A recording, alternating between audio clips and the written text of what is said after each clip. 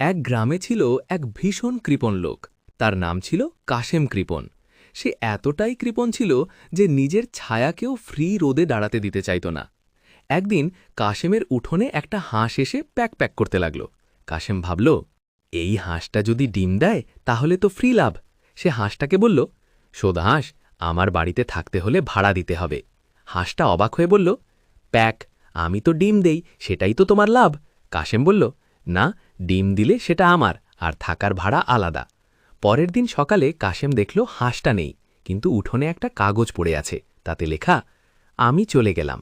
এত কৃপণ লোকের বাড়িতে থাকলে একদিন হয়তো আমাকে নিঃশ্বাস নিতেও ভাড়া দিতে হবে। তোমার প্রাক্তন হাঁস।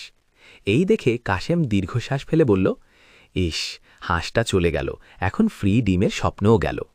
এই ভিডিও থেকে বোঝা গেল, অতিরিক্ত কৃপণ হলে লাভ তো দূরের কথা, হাঁসও পালিয়ে যায়।